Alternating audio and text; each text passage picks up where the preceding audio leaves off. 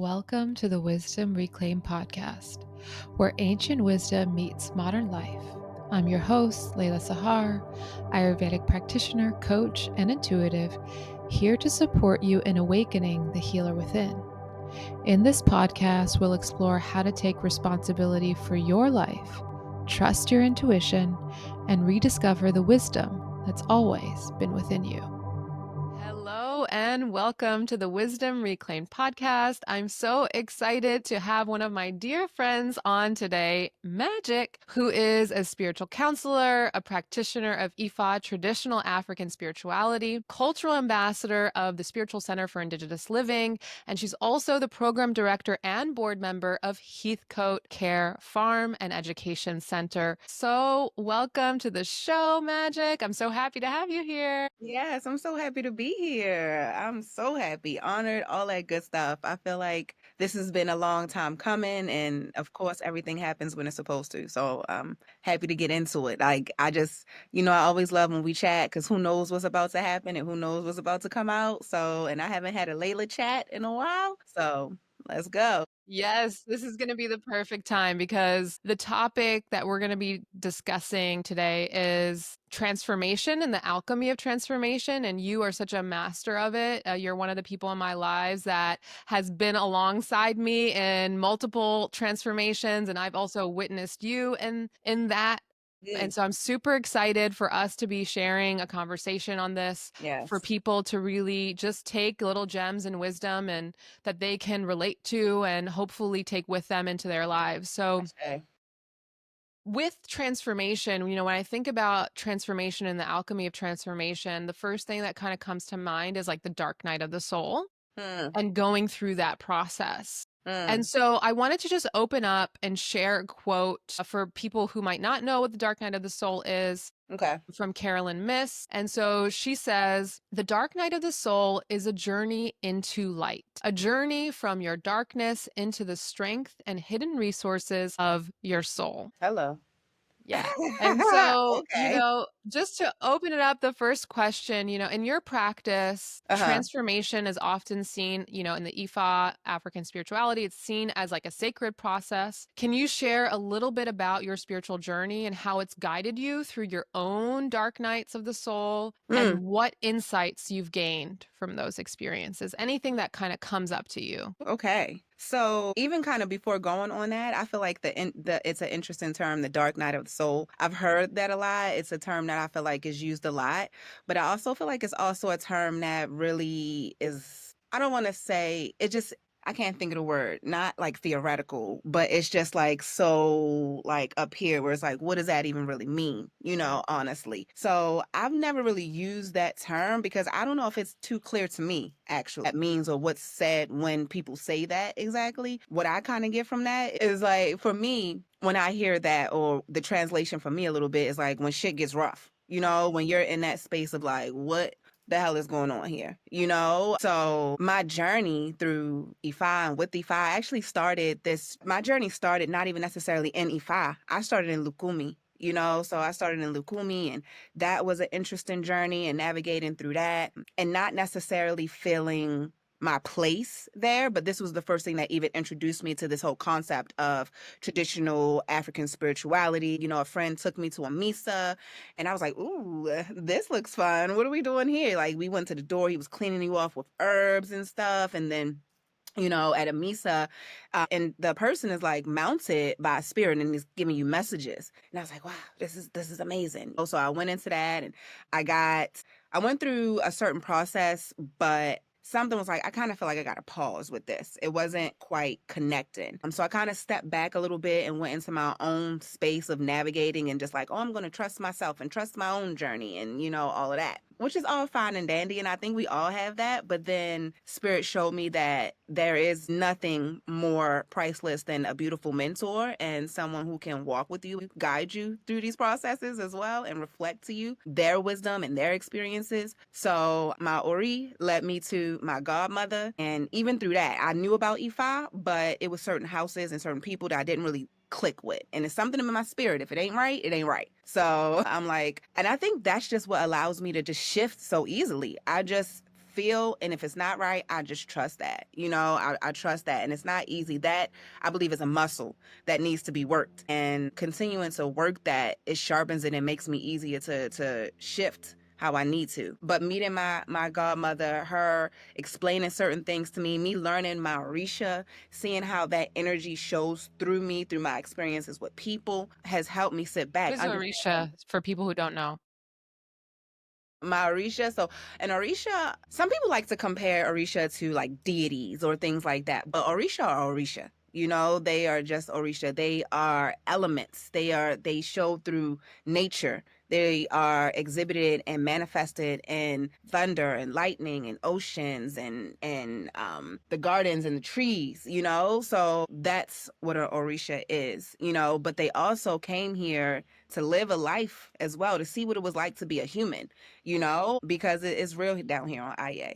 So my Orisha is Orisha Aj, which is the Orisha of wealth. So there's a lot of experiences that I've had with that energy and trying to navigate and understand how to move and flow with that. So yeah, Ifa has taught me to honor good character. Number one, trust in myself, trust in my Ori over everything. Honestly, there's nothing I have to be confused about if I have Ifa. It has taught me that no matter how I may shift or how I may move and how alone I may feel, I'm never alone because I have Ifa. Ifa is always there for me. Ifa is always there for me. My Orisha are always there for me. My Ori is always there for me. My Egungun are always there for me. So it's helped me understand the linking and the reality of the spiritual world and how I walk in that just mostly, so being here and transforming and shifting and moving here on this physical plane is just where we came here down on I-8 as the marketplace to have a ball, so Mm. that's what I hold true to, so there is no fear in me saying I'm done with this, I want to move with this, because I'm here. It's my birthright to have a good time here. So if something is not shifting, if something is not working, then I'm going to do my best to shift it, my best, but I'm not perfect. I'm not perfect and I struggle. But these are the things that I try to hold on to and trust in that it is my birthright to feel good. It is my birthright to have joy. It is my birthright to choose myself, my joy, my well-being over anything else that my mind has programmed me and conditioned me through life, through society, through all of the things that it is, and tells me what I should be and should do. So yeah, and just relinquishing a lot of that stuff. This whole life, I feel, and this is another thing that Ifa told me, like what I'm going through is just a whole remembering. It's a whole remembering. It's already in there, and certain things are just being unlocked. Even when you speak Yoruba, it's been said that once you start speaking that tone, it starts reprogramming synapses in your brain, and things are moving and waking up and livening up. And that's where I believe that's where our ancestors are, in our body, in our DNA. So when we say and speak tones and speak language and tongues of them, certain things are awakened, and now we remember different, and now we move different. So Ifa has just been everything, honey. Ifa has saved my life. Ifa has guided me. Ifa allows me to find a level of forgiveness and compassion that I probably wouldn't have ever had, for myself and for others. So yeah, I'm not sure if I really got to everything in that, but You got to everything that you needed to. That was perfect. And we could go down a few different routes. I do want to touch on the one of the first things that you said that I think is super important is that self-trust and trusting your own intuition, right? Trusting that divine guidance to know that you're being led and that what is coming up for you is true right, and that you can act from that place of right, knowing, of deep inner right. knowing. Because I think that a lot of people find that hard. And I know that you and I have gone through our own processes of working that muscle. Like you said, it is a muscle. And I would love for you to maybe share on in your earlier stages or even when you weren't necessarily trusting how you started to trust yourself. What are some things that you did, or is there something in specific that you experienced that you'd like to Mhm. share with people? I'd love to hear about that. Life, honey. I think one of the first things I did was when I picked up and just moved to the West Coast one day out of nowhere. I was with my boyfriend at the time and we were at Red Lobster. And for a while, everyone was telling me, okay, so I'm from Baltimore, right? And people always tell me, you look like you're from the West Coast. You look like a Berkeley girl and da da da. And I've never been to the West Coast or anything like that. I never knew what that was. So we're sitting at Red Lobster and we're just talking about, going to California. And I'm like, let's do it. He's like, let's do it. And we're like, shit, we doing it. We go back to the house, throw everything in the car, and we heading on the road. And I'm texting my family like, hey, y'all, I'm heading to California. Love y'all. And that was it. I had no idea what was going on, what was happening, but I felt it. At that point, I had just experienced an ectopic pregnancy. So that was just a lot for me. And it was a place where I was saying, I want to do my best to create the body and create the home for my baby to feel and grow and be a home. So it was that at that moment I decided to really tend to myself in a energetic, spiritual way, learning what that even was. Once I got there, I learned about Reiki, and then, everything just started flowing about what's happening with energetics. I went to acupuncture school, and, so things would just flow. And that's how I started learning. I would just show up. I sent something to an acupuncture school, and Thursday, they were having open house like Friday, and I was accepted like Monday. So it's like when things just flow, that's when I know to keep going. I've learned to know when to go right, when to go left, when to stop, how that looks. And again, I've practiced that muscle. So it's getting stronger. So that was probably one of my first things where I'm like, okay. And that was hard. I was living in my car for a while. I was going to school. And then shout out to Rachel Cole. I love my Rachel. I love my Rachel. She was one of my teachers, and she saw how I signed up for like a work study type of thing. So I work in a clinic as well. And she saw how I was working, and she was like, I could use your help at my office. So she gave me a job, and I was helping her out. And I remember, I will never forget the first $70 that I got. It felt like $1 million to me, because I had literally been sleeping in my cars, finding little places to go, going to, little showers, sleeping in parks, and going to class and eating little dollar burgers and things like that. And family was like, you got to come back home. And I'm like, this is temporary. I felt it. I'm like, this is temporary. So when she gave me that $70, it was on and popping. And that's when things started shifting. And then I just started to just grow and expand in Vegas. And I love Vegas. Vegas will always be my home, because that's where I feel like magic was truly birthed in that space and at that time. And I worked that muscle during that time, honey.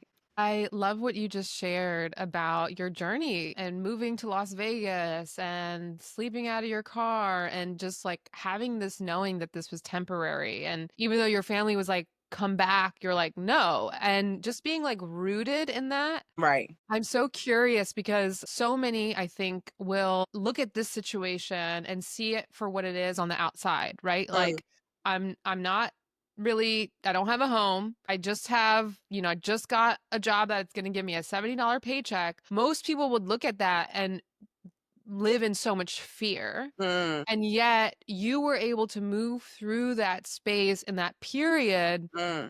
with a certain amount of faith and trust in life. And I'm curious, how did you get to that point where you could trust life in such a way that you were able to get through those moments, those dark moments? Because honestly, I've had darker moments. Mm. So, for me, that wasn't the epitome of darkness. If anything, it felt like a light.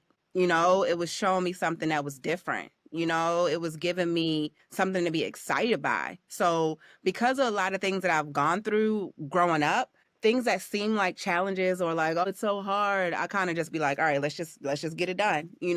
I guess that is a little bit of like the Black woman's gift and the curse, because you always got to feel like you're, keep it moving, keep it moving, keep it moving and going. And a lot of stuff you don't really get to even process or recognize is even really happening. You just so used to going. So I recognize that's been a lesson as well too in that. But I don't even know if I even knew that I was doing that in the moment. It was just whatever option do I have? It's like I don't want that. I don't want back there. So all I can do is be here and see what happens with that. And then once it clicked, that's all it wrote, and then since then I've really been living what I call a spirit-led life, because even 5 years after that, Spirit told me, all right, time to shift. And I'm like, oh, I don't know what that means. What are we going to do? How are we going to do this?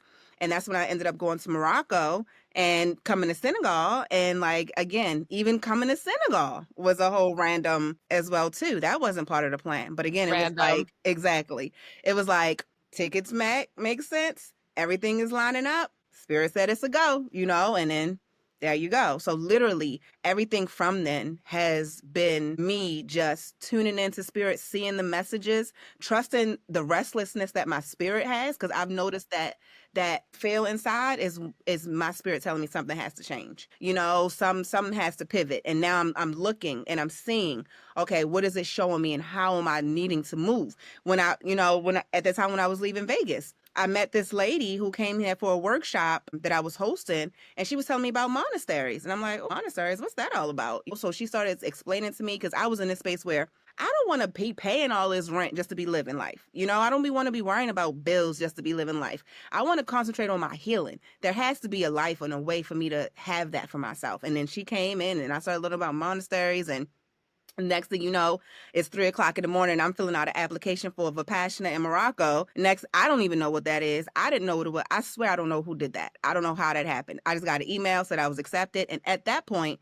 that's when I was like, let me go see what this is about, and that's when I Googled it and saw how people were talking about it was the hardest thing they've ever done in their life. And it was this whole experience. And I was like, well, guess that's what's needed right now. And, so it's just really been that. Like, I do my best to be spirit led and not get blocked by my intellect or my thoughts or my mental, and trying to rationalize my decisions, not to listen to others' ideas or projections of reality and life on me as well either. And then just kind of really just going in that. And at this point, spirit has been showing me the blessing every time I move with faith. I move without knowing what's happening, and I get blessed with a beautiful reality. And I feel like at this point, my journey, and even going through a lot of stuff of being like holding spaces, doing workshops, being coached, doing all that, I just don't really have a desire for that. I don't desire to be anyone's teacher. And if there was a message or anything that I wanted to give or to share, is to just tune into yourself. Don't do what I do because you like how it worked out for me. Learn how to do what you need to do. That's what you can learn from me, to tune into yourself and go on that. Other than that, I can't tell you how I did this, and this, because this was my plan. That was my plan. I can't give you my plan. That's not going to work out for you. You have to tune in and see what yours is. So that would be the biggest thing. It's not easy. So just wrap that up. It's not easy at all. It takes a wild, courageous individual to walk this path. And I'm not saying it because it's me. I'm saying it because I watch people do it as well too. Like you, Layla, like Christina, people do these things and live this life. And I'm like, yeah, it's not for the weak. And that's the thing. We can make it seem all beautiful. We can make it seem all great, living a life. Because I feel like I'm living a life. I'm not gonna lie. But it's a journey. And it's difficult. And me living a life doesn't mean that it's easy. Me living a life doesn't mean that I don't go through struggles. I don't go through pains. I don't have my cries, because I'll be damned if I think that I got it all together. And that's when spirit will humble the hell out of me, So it's like, no, I don't know. I don't know. I thought for a second I had my daddy issues understood, honey. And then, a whole nother aspect happened once my little human came into my life. And it's like, it just opened up another layer, It's just like this whole journey is just nothing but layers being pulled, layers. So you just got to be here for it. That's the thing. You just got to be here for the lessons, not run away from the lessons. They're not scary. They're only scary if you make them scary. You just got to be determined to move through it. Yeah. Oh my gosh, you shared so many wonderful gems and insights, from your life. I think you're one of the people that I've learned from most in terms of trusting intuition and trusting myself and not over intellectualizing. When we met, I was all up in the head. I was just like, wait, there's another way? No, and it was just to watch you and see how you move through life was just such an eye-opening experience for me, because I had never been close to someone who lived life in that way. And so that was a huge realization for me that, oh, there's something else and there's more to life that I am able to tap into, right? It's like I always thought that, intuition, the unseen realms and ancestors were out there, like I knew that they existed as a concept, but I didn't know I could be proximate to them. Right. Until Magik entered my life and she was like, you can talk to your ancestors. And I'm like, what? That doesn't make logical sense. But that was a beautiful journey. Yeah. For me, and amazing teaching. So I know you're like, I don't want to be a teacher, but you're just being who you are is a teacher, right? Like, that's very much the feminine aspect, right? It's about being. And that's really, I would say you're one of my greatest teachers in that, of like how to just be. So Oh, thank you for Jay. Oh, everything that thank you've done. you. Oh, I love that. Yeah. Hey, listen, you took it and ran with it, honey. I will say that 100,000 times. Like later, like, oh, I can do this. It's on, and did it and went in. So I honor that always, always with you. And I continue to learn and see how we can get blocked, especially people who have always been so very successful with their intellect. You've always gotten a lot of things from being the smart one, and it's all you've always done it. So you've learned to rely on it so much that you become disconnected from the feels of things, and now you're like, well, is this my intuition? How do I know it's my intuition? And now we're still thinking about everything. And so it's just the remembrance of feel, and tapping back into that and trusting your feel and learning to trust your feel just as much as you trust your mind, and again, that's the Or practice. even more than you trust your mind. That's the real magic, right? And Yep. it's like it's so beautiful because, it's like my life has turned 180 since we first met, and I'm now leading people back into I trusting say, themselves, I right? Like say, yes, because I went through that journey, it's like, okay, and I have clients who, yeah, like are so much in the, and it's not a surprise, right? Obviously, I'm drawing in people who have had similar experiences to me, right, but are right. very much in their head and wanting to get back. And I think the journey back to intuition and trusting yourself is really a journey back into the body. Yes, And yes, so I'd like to talk yes, a little bit about that yes. because, you started your story talking about your ectopic pregnancy and how you went to Vegas to really heal and get back into your body. And I think this is a journey that a lot of people are probably on right now, Mm, especially in right the changing circumstances of the world. People are realizing like healing needs to take a front seat because yes, we are being bombarded with trauma all over the yes. place. And so it's like, if we're not healing ourselves, then we're not going to make it. It's like this journey back into the body. I would love, and really back to your wisdom, right? The intuition lives in the Mm, body. mm, That's where your feeling sense comes from, right? right. So what would you say for somebody, or what guidance would you have for somebody who is just starting that journey and realizing that they're really up in their head Mm, and that they need to get back into the feels and mm-hmm, maybe heal something in the body, change their relationship to the body? mm-hmm. What does that bring up in you? First off, I would just say the only way that you're going to be able to start doing that is to just start believing it, and start doing it in real time. Like, don't be afraid to be wrong in your fields. Don't be afraid to say, oh, well, my intuition is saying this, but I'm thinking this, but I don't know. I'm going to just go with this because I think this is the best way. And I don't know this intuition. Just try it. Just say, I'm feeling like I should go this way. So I'm just going to go and do it. You just got to hop in. There is really nothing to do but to hop in and start doing it, noticing how you're feeling, what you're feeling, and just acting on it. Don't wait for something to make sense. I think that's the first thing for me, because half the time it won't make sense. A lot of things won't make sense, and you have to be okay with that. So just starting little, just starting. That's just it. There is no thing. And even if we go to the point of saying, a lot of times it's a, one step, two step, three step. Oh, it's a read this manual. Oh, it's a read this book, or you can listen to this podcast, or you can do all of these things. But all of that stuff, I feel, gets to the point of really blocking you again, because now you're hearing somebody else's voice. So you're hearing somebody else's talk. You're hearing somebody else's journey. That's why I said, too, like, you can hear my journey and hear what I do, but I'm not saying do what I do. In a sense, learn how to do what you do. That's more so what I'm saying. So again, I could say, I went to this and I did that. And you're like, okay, let me do this. Check, check, check. And you're thinking you're going to get the same results as me. And it's not. Because again, you're tuning into me instead of tuning into yourself. And that's where I feel like a lot of this, we want to research stuff. That's just how we are. We want to research everything. We learn something. We want to know what it means in the book, and we want to get the definition down. And that's how I kind of feel about the dark night of the soul as well, too. I feel like it's very much a mental concept Mhm. of going through shit, and maneuvering through things. And then it's like, oh, is this the dark night of the soul? Well, according to this website, it told me that when you're going through the dark night of the soul, that you need to have a crystal, and you need to have this under your bed, and you need to have and it's like, yeah, but you could just take a walk, and that could be your medicine. You could just sit quietly and that could be it. So literally just whatever you feel like doing is your medicine, and it doesn't have to fit a spirituality picture, or reality. Because everything we do is spiritual. We're spirits in a physical body. So everything we do is spiritual. So let's just like get rid of the whole like romanticizing everything about spirituality and thinking that it looks away or presents away or says away, and just understanding that you being here is a spiritual experience. And anything you do is a spiritual experience. And being spiritual ain't all that. It ain't more than being physical. This is just what we are. It's not like, oh, I'm spiritual.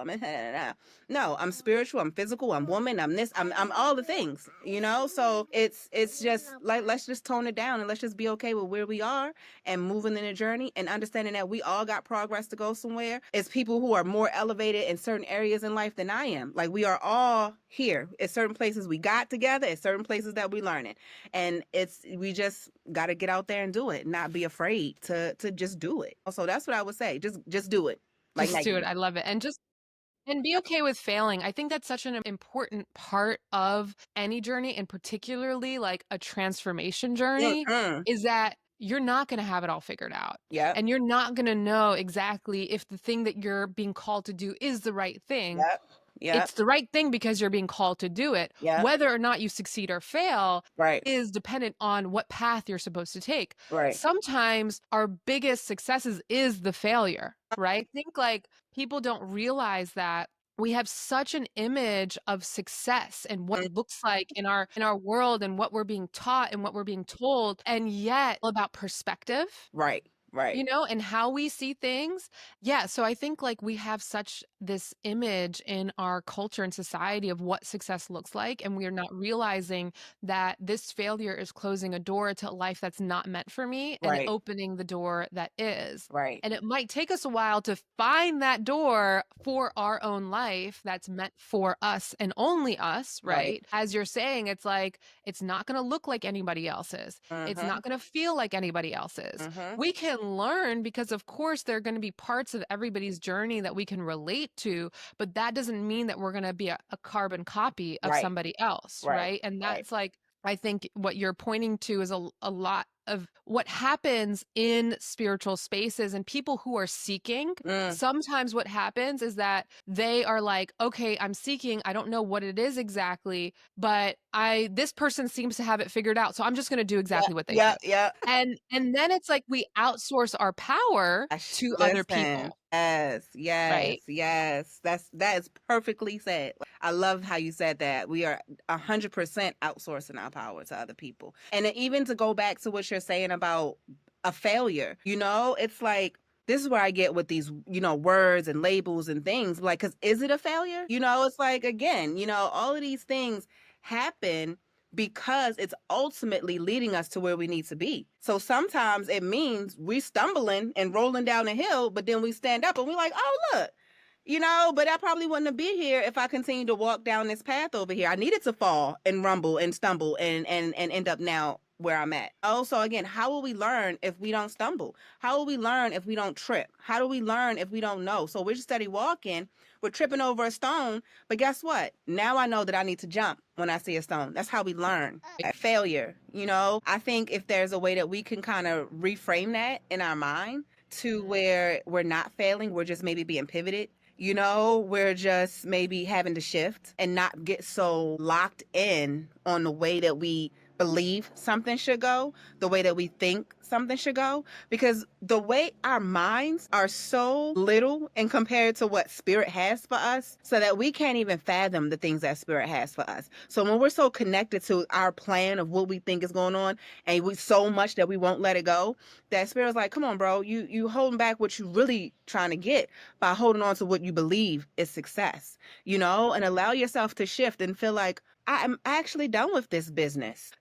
I'm actually done with this brand. I can shift it. I can pause it instead of, I can't seem like a failure. Let me keep pushing through, even though my health is being away. I can't look like I didn't do a good job and and all these things, So it's just like, be okay with be like, I did it and I'm done. And I think that's been my thing. And people know that about me, honey. Listen, they know that Magic will show up, and then when Magic is not in that anymore, she will be gone, So I give thanks to the people in my life who still love me, who understand that. I can't be in a place where my spirit just isn't in there anymore. I can't be in a place because I'm getting money. I can't do that anymore. I do things that bring me joy, and I allow money to be the side effect of it. I can't hold myself out for money at a job, anything that does not fill me up. If it's not filling in my mission that I'm here to do, I don't really have the time for it. And I'm not going to just pick up little gigs or little things like that just to get some money. And that's taking my energy. My energy is one of my biggest commodities at this point. I'm not about to just keep throwing it around anywhere just because. So yeah, like, let's just be okay with having to pivot. Let's just be okay and see what spirit has for us, and trust that things are always working out for us. That's my thing. Things are always working out for me. When I'm in the midst of just like some craziness and I'm not sure what's going on and I don't know how to feel and I don't know what to do, and it seems like everything is not working out for me, I have to really find that truth and tune into that frequency of I trust and I know that everything is working out for me. And even just to be in where I am now in this community, in this life, is so divine. It is beyond what I ever thought, but spirit has let me know that this is a part of my mission to be here and to create a new world. I'm creating a new world for my child, for my children, for my nieces, for my nephews, getting back and reclaiming my relationship with the land, with nature, with food, with everything that is of us. So being able to do that and be in that space is profound. And I had to shift. I was supposed to be going to Kenya. I had a whole little place set up, and then I was like, all right, we had tickets. Tickets was already bought. A couple weeks before, I'm kind of feeling like, I don't know if that's the thing. I had an Ifa reading, and Ifa did confirm that. Like, you're going to go to Kenya and end up waking up and feeling like you're living somebody else's life. It's not that it's going to be bad, but it's not going to be, you're going to be off your mission, essentially. And I'm like, all right, well, what does that mean? Where do I go? How do I do this? And then I had been coming to visit this community here at Heathcote community. And all of a sudden, it was like, do I go to Heathcote? I have allergies. I couldn't move into one of the houses, so I needed to get a trailer. Boop, boop, boop, boop, trailer. Got like that. All right. Looks like I'm going to Heathcote. We get to Heathcote. While I've been here, honey, let me tell you, it's been thing after thing after thing. Moving from the trailer, moving into the mill, going through stuff with my breathing, my health, shifting over, community member chaos and conflict. And, I had to go to court. It was a lot of stuff that went on. And even through that, I could have been like, what's happening to my life? But I just kept trusting. I kept trusting the journey and trusting and moving. And then now we're in this new house. Just got newly mold remediated. So now we got a new kitchen and new things. So again, it looked like things were working against, but it was really actually working for us. And I was outside, and the trees, it was literally like a light switched. And it was just like the trees turned into this council of elders, and it felt like that, like immensely. And it was just this, they told me that everything that was happening, how I was being shifted, and how I was being moved, it looked like it was working against me, but it was all necessary to bring me to this now moment. And it was just so profound. I was just sitting out on my front porch just crying and crying, and they're just like, good job, like it was just like, good job, because the mission is, and they told me this land is supposed to be where the mothers will come to heal. And that's a part of what what I am doing here in creating in the space for Heathcote community, which is an intentional living community, where we can tap back into that natural way of being in community and not living this solo life and having that support and knowing what that means. So, I'm recognizing why all of this is happening, why I am in this moment. And this is nothing that I could have set out and just wrote out and planned, I'll be doing this at all. So again, spirit-led life, spirit-led, tapping into that and just seeing where it is and enjoying a ride while we're here. We're not here forever. The best thing you can do is enjoy the ride, honey. I love what you shared about your whole journey to Heathcote and that realization, and like, there's obviously such a divine quality to all of it. And what you were saying, the image that came to mind was like, in order for our dreams to manifest, for the creator, for the divine, for spirit to make things happen for us, there has to be a reorganization, right? And sometimes in the 3D reality, that feels like time. Right? But it's like time needed to happen for reorganization to occur so that that moment Yes. could open up for you. That possibility could open up Shay. for you where you're now in this new home with this new kitchen and just everything that you dreamed of, Right. right? Right. Creating this community for mothers to heal, which is like incredible. Which, Mhm. if we go back to the beginning of your journey, right? The ectopic pregnancy, that feels like such a full circle moment. That's why Layla my girl, y'all. That's why Layla is my girl. I swear, I be in so la la land, I don't be connecting things. Layla is my connector. Her, Christina, like I'm like, yes, real Yeah. time. Listen, it's happening in real time. Wow. Yes, I received that. Exactly. Wow. I'm feeling away right now. I'm feeling it too. Yeah. That, Wow. and it's just such a beautiful testament to Mm. your trust of life, your trust in yourself, your trust Girl, in your right. ancestors. And again, I mean, we can go on and on about reconnecting with the land and what that means for you and for your lineage, right? Yes. I can imagine that there's a whole process and reclamation of land, Mm. Mm. right, that is happening as you're now entering this communal space and farm and co-living. Like, that's huge, Yes. right? Yes. And we can talk about obviously the separation that certain peoples have had from their own land. Mm-hmm. Mm-hmm. And so what does it mean for you now to be in a space where you're reconnecting to land? It's profound. Oh, I'm recognizing how much in my journey, even with oils, and I'm like, oh, this plant does this. It's like I really don't know anything, honestly. Oh, it's very humbling.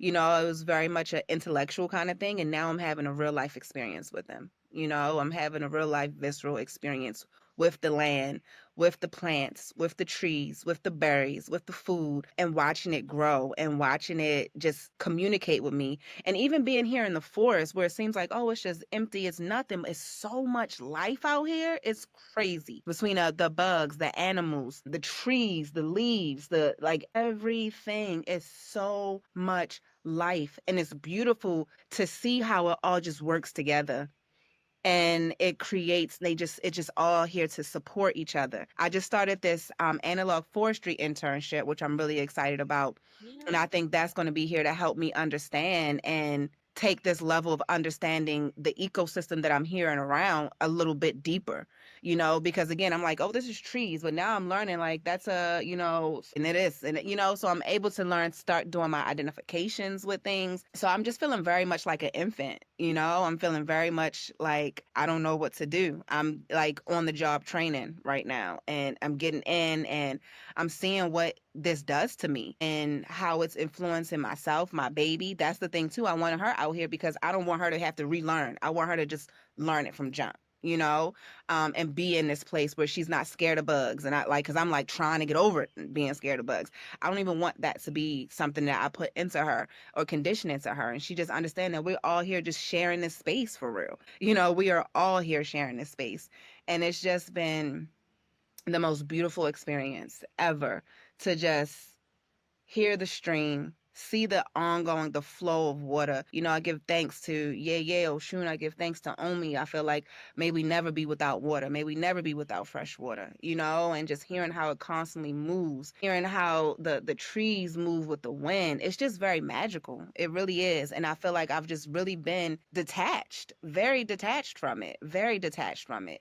So I give thanks that spirit led me back here to gain this experience, to gain this wisdom, to gain this healing. And I pray that I can allow it to be a space for others to do the same, so. That's so beautiful and so necessary and needed right now, because so many people are disconnected. And just by virtue of being in the space that you are and now creating a space where you can welcome other people into this healing, it's so beautiful and profound and needed. And, I think about the spirits of each tree, right? The spirit of the oak versus the spirit of the teak versus the spirit of the bamboo, right? And each of them has their own medicine. So the spirit of the oak Mm, and the teak and the bamboo, like each of them yeah. has their own medicine for us, right? And their own messages. And I know you're in Maryland. I recently came back from visiting my family in Maryland, and they have a forest and a creek in their Mm, backyard. And It was a place of healing for me Yes. when I was going through many iterations of transformation. And so I like to spend time back there. And I was actually had seen on, I think it was on Instagram, a reel where there were a couple of women who were actually talking to the trees and asking the tree branch to come closer and Mm, touch their face. I don't know if you've I seen saw that. that. Yeah. Okay, so I was like, you know what? Let me try this. Yes. And I went out there. I actually had forgotten about it and I went to meditate. Then I came back and on my way back, there was a tree branch that like hit me. And I was like, oh, and it reminded me, it was like, remember, Mm, this is right, right. okay, I'm gonna do this. So I took off my shoes, I stood barefoot, and the branch was like up here, and I just kept speaking to it, kept speaking to it, and it came and touched my Wow. face, and I was bawling. Yeah, listen. Listen, these trees are like the great mothers, honey. And like one of the lessons that the trees have given me as well too is to be compassionate with ourselves, like and be forgiving with ourselves. We are literally infants in the grand scheme of everything. We have trees out here that are 600 years old or 300 years old and we're like, "Oh, I'm 40. I'm just oh, I should have things together." Girl, bye. Like you are a baby. We should be just still stumbling around here on this existence. So yeah, that was just a whole humbling message that I got. We want to have it all together and think that we should have things a certain way, but we're babies. Give ourselves the grace that we give babies sometimes. I love that. And I think that's the perfect way to end this conversation is, throughout transformation, just understanding who we are as a species in the grand Right, scheme of things. That it's right. okay not to have things figured out. It's okay to fail. It's okay that we don't know what's going to Right, happen right. next. And just trusting that we're going to be guided by life itself, by nature herself, by our ancestors themselves, and just knowing that we're held by so much more than just us, right? So, thank you Thank so much, Magic, you. for Thank sharing this you. Thank you. wisdom. I'm sure this is not going to be the last of our Yes, yes. conversations. I would love to have you on again. For anybody who is interested, is there a place that they can find your work or anything more about you? I Would you mean, like to I'm trying share? to bring people down to Heathcote. We are an intentional living community here in Freeland, Maryland. So yeah, check out our website, heathcote.org. We have community day once a month. You can come down and stay with us for a couple of days. We have volunteer days if you want to get back and start tapping into some land situations and how do I start working and reconnecting with the land. Come holla at me. Yeah, so Heathcote, heathcote.org. Come holla at us. Come for a stay, come for a day, do whatever, and just see about intentional living communities. See about ways to reconnect with the land, and we can help and assist with all of that. The Spiritual Center for Indigenous Living. Again, we're just here doing our thing. We're going to be collabing actually with Heathcote and the Spiritual Center for Indigenous Living and doing our second annual Honor of the Land ceremony here. So that's going to be in September. So it's a lot of things kind of going on, and I'm just all up into this intentional living community and world. So best place is probably Heathcote. That's where most of my energy is going at these days. So yeah, that's where it can be. Amazing. So I hope you guys will get a chance to experience Magic's medicine and her space and intentional living at Heathcote. Thank you again. And until next time.